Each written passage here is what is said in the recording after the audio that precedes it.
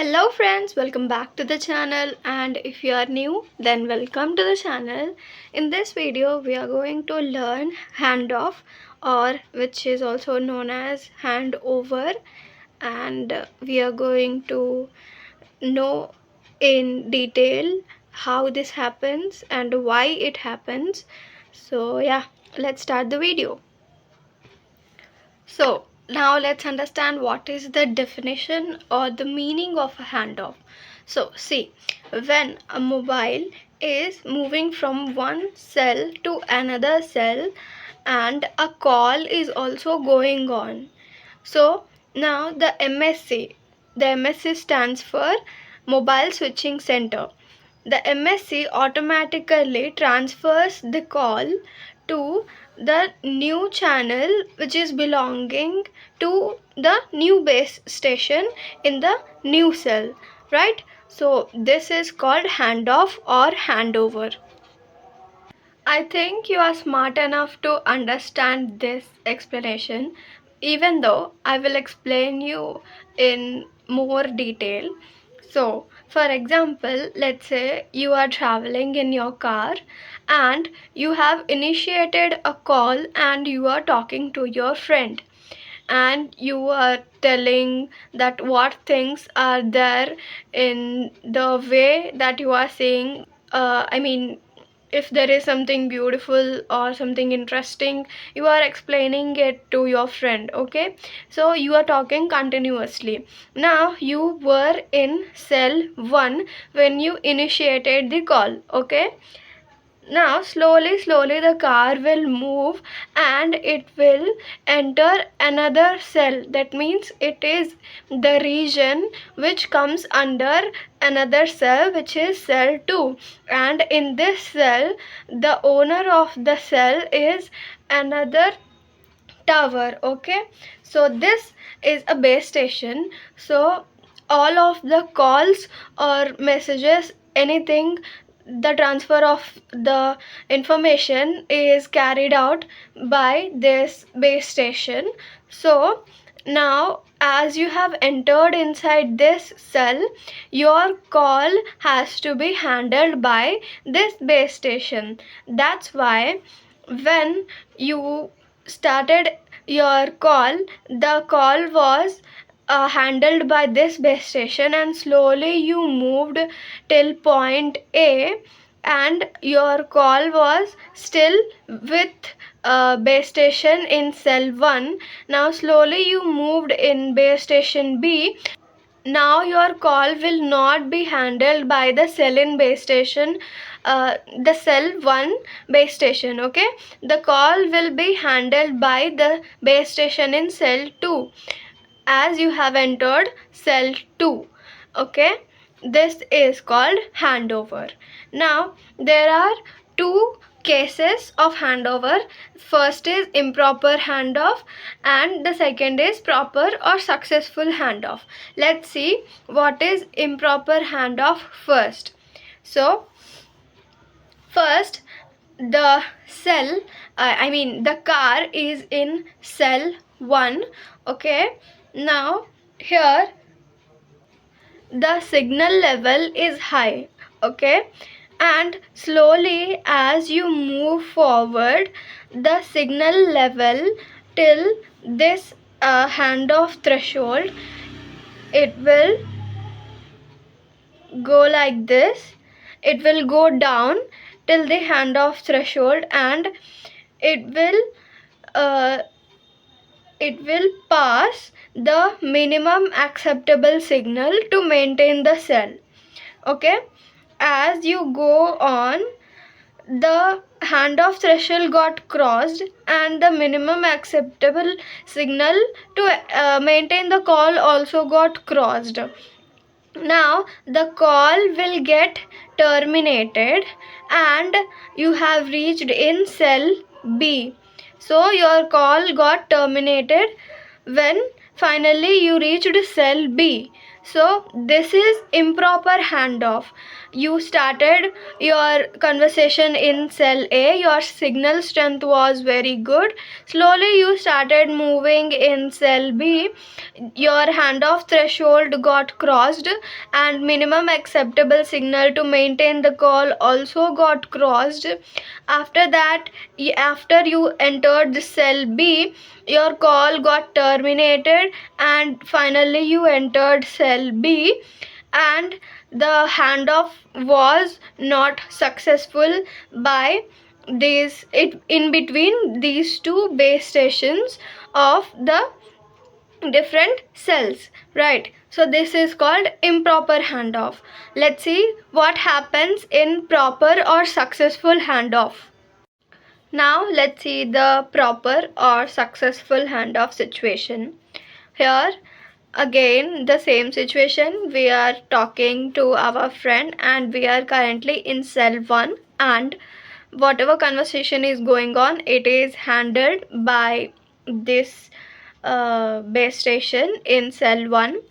Slowly when we move from point A, the signal level is very high, and slowly as we move, the signal level will drop, and in between, when it reaches the middle, it will hit the handoff threshold, and after entering into this B cell, here what will happen is the handoff will be made, and this conversation is being handled by the base station in cell 2.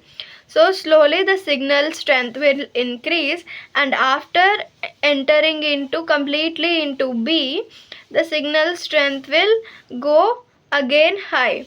So this is proper or successful handoff or handover situation, where the when the user was in cell 1, the conversation was handled by base station in cell 1, and slowly it was entering into base station B, and as the signal level dropped and it crossed the threshold, handoff threshold, as slowly it entered cell B, I mean cell 2, and at that time the handoff happened. That means base station in cell 2 took the responsibility of this conversation, and as totally it entered cell B, the conversation was continued and the signal strength again came back to high. So that's it. This is proper handoff situation. Now let's see what is the contribution of the threshold, handoff threshold, when this delta is responsible for handoffs. Okay, so this delta is equal to this handoff threshold, and subtracted by this minimum signal to maintain the call, and if any dip is experienced, then the call will get terminated. Okay, so if this threshold value is high, then the delta value will also be high, right? And if the threshold value is less, then the delta value will also be less.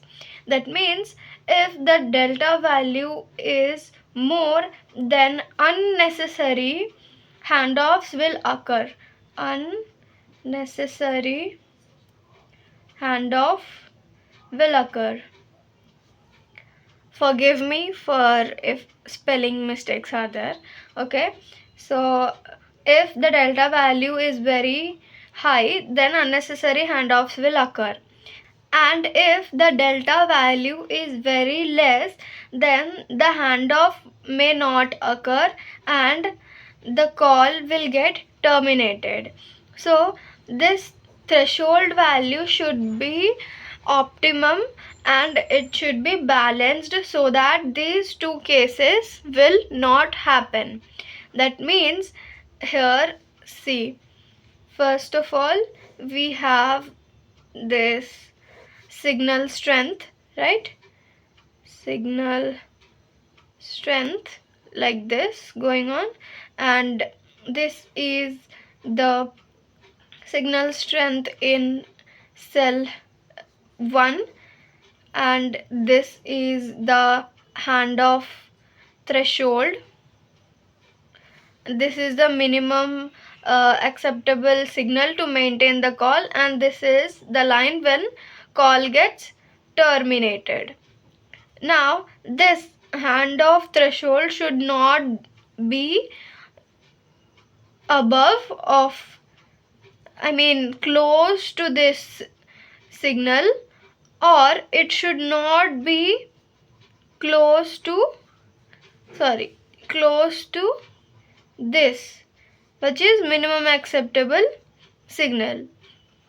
So it should not be close to this signal, high signal, or it should not be close to minimum acceptable signal. Otherwise, if it is close to this signal, then unnecessary handoff will occur, and if it is close to this minimum acceptable signal, then handoff may not occur and call will get terminated.